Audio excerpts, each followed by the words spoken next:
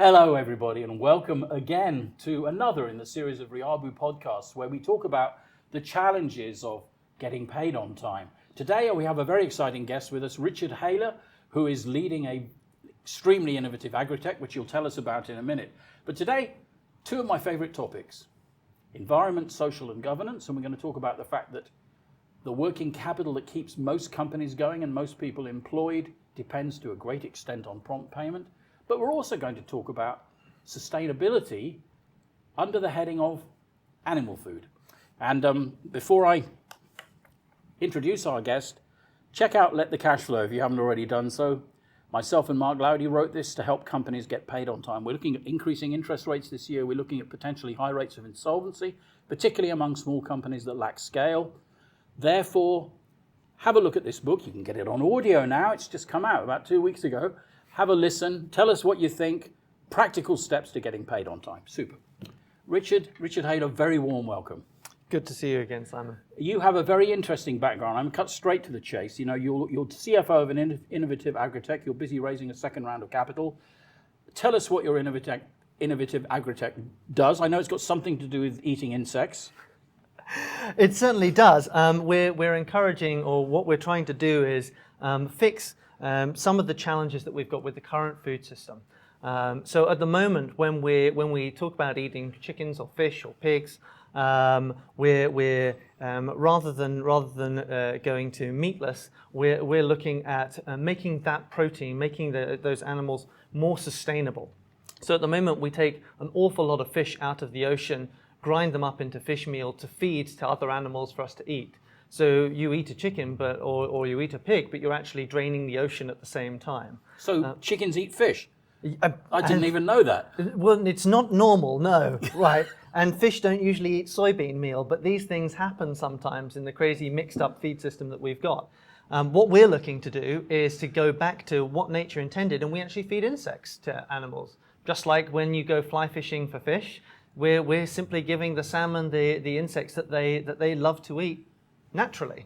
So the chickens eat insects, which chickens are insectivores. So you grind up the insects, you prepare them in a special way. They get formulated into a feed, like a normal pellet, like you would get from a feed manufacturer. But yes, it contains insects. I mean, this is absolutely fascinating because I'm sure this is the way to go, and it definitely helps us get towards a more appropriate use of resources. So we're in Singapore, obviously. So what do you currently have around the region? You actually have farms where you're doing this? We have a large manufacturing site up in Johor. We're the only producer with an industrial scale facility in Asia, where we produce thousands and thousands and thousands of insects. Are we allowed to mention the name of your company? Yeah, sure.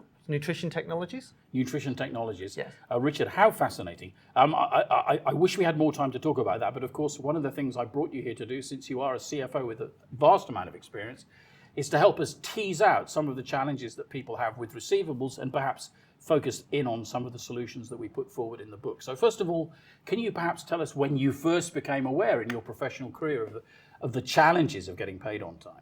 Sure, absolutely. So I actually started my career in London with KPMG, and so within about 6 months of starting, I came across receivables. People forget that even within a Big Four accounting practice, really each of the partners is effectively an entrepreneur.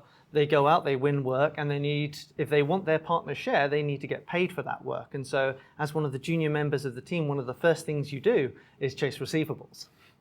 Now, obviously, that's much easier if you've done a good job in the first place. Yes, that reminds me of my own career a little bit. So you started by having to chase receivables for the partner in whose practice you worked. Yes. Okay, and presumably you then subsequently encountered receivables at other points in your career. Oh, absolutely. I mean, because I spent about 15 years of my career in consulting, chasing clients for cash was always important. Okay, good. One of the things that you've done, and you very kindly spent a little bit of time looking at Let the Cash Flow, and in this we lay out 8 principles for getting paid on time. One of them that you mentioned to me was engaged, motivated sales team, because we say that the finance function alone can't get the money in on time. Would you like to talk a little bit about that? Yeah, sure. So actually, I see it as more than one part, right? There are companies, and certainly I've experienced this in the past, where I was on the sales side, where the finance team expects you to do 100% of the collection process and it's all on you, and if it doesn't come in, it's your fault. I've seen other businesses where the view of the sales staff is this is all the finance functions thing, and the reality is it's a partnership. Good. Right? Yeah. As a salesperson, I would know the person who was going to buy from me, and they would make that buying decision, and they might approve that invoice, but they're not the ones that are going to transfer the cash from the bank account into my bank account. And they are also the ones who are most likely to hold things up if there is an issue around quality of service. The finance department, whether it's a mistake in the invoice, the wrong product, product delivered late. So product delivered late, issue with the product or the service.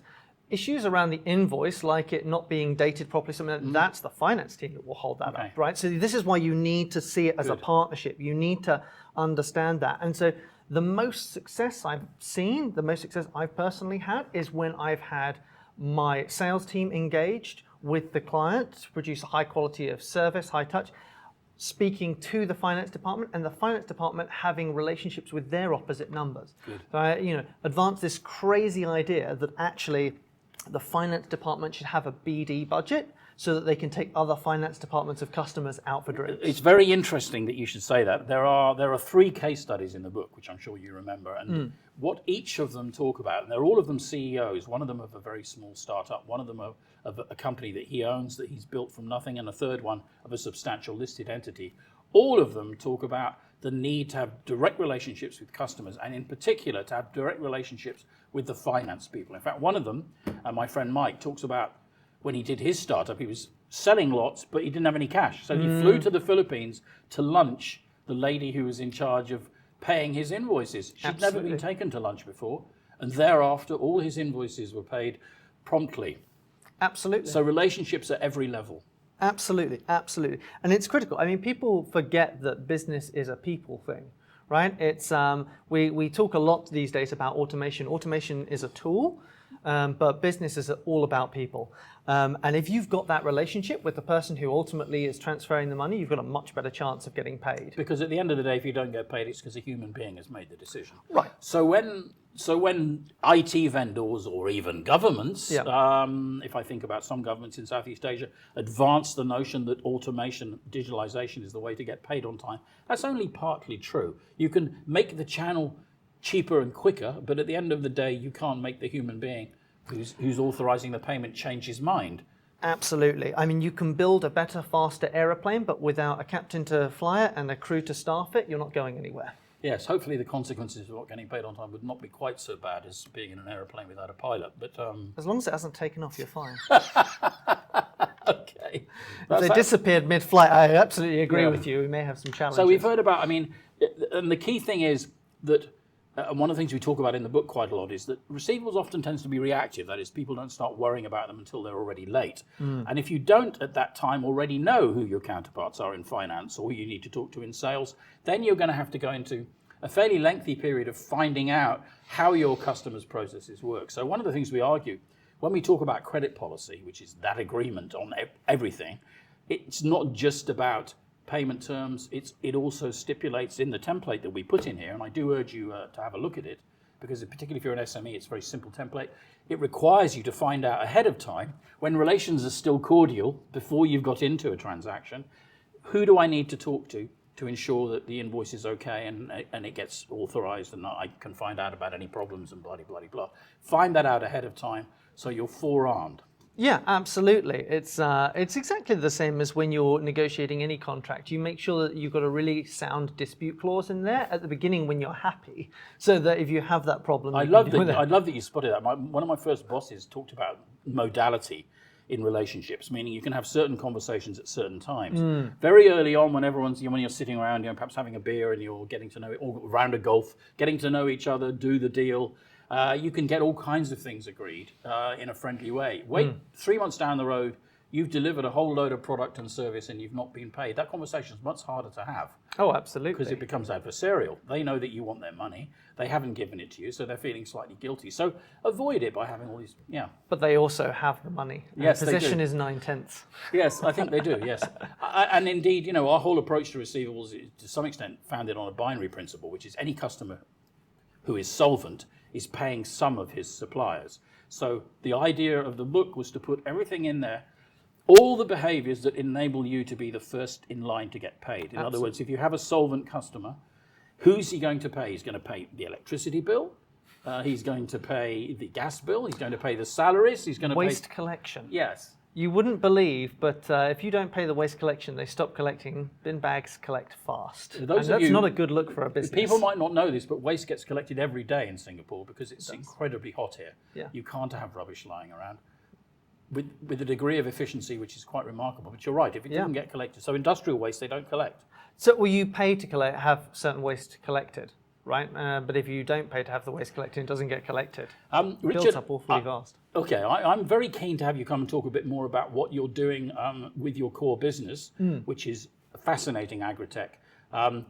Because I think one of the challenges for me, and you know I chair a number of business groups, one of which you're a member of, is when we talk about ESG, everyone feels that it's important and significant, but when it actually comes to specific things that they need to do within their businesses to actually contribute to a better environment and to manage that through a process of governance. Often there's a lack of specifics, and what I like about what you're doing is it's very specific. You're changing the way the human food chain works so that the animals that we eat are basically fed on insects. More sustainably, yes. That's the critical part of this. And we're using our waste from our industry and our agricultural processes to feed those insects. So it's completely circular. So where can people go to find out a bit more about what you're doing? Because I know a lot of people that are listening to this are going to be fascinated. Oh, they can go and look at our website. It's a great place to start. But there's actually an awful lot. If you go and search for black soldier fly. Black soldier fly. Yes. That sounds fairly unpleasant. I'm thinking about an enormous 5-foot tall fly with a flak jacket and an automatic weapon. They are absolutely fabulous. They look a little bit like wasps, but they're all black. They're completely harmless. An all black wasp? Kind of, yeah, but it's not a wasp. It just looks a little bit like one. But you find them everywhere in Singapore, Malaysia. They're everywhere in the tropics. So you're collecting them? No, we have our own in-house stock and we breed.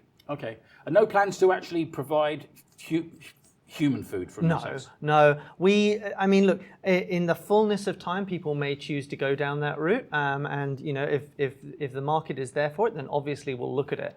But I think at the moment, there's more than a large enough market. People who love their fish and their chicken, for us to serve the fish and the chickens. You're not feeding cattle on insects yet? No, we're not. There's research going on in the US looking at that at the moment, but the ruminant stomach's less optimally designed for taking insect protein. Oh, okay.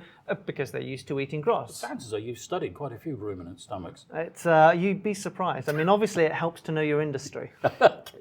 Oh, okay. That's fair enough, Richard. And I'm sure you know it very well. Okay, bearing in mind that we're here to talk about let the cash flow, let's just revert to the topic of receivables for a moment. Mm-hmm. You, with your experience, can you think of any other advice that you'd give someone in a company, perhaps a CFO, who's struggling with late customer payments?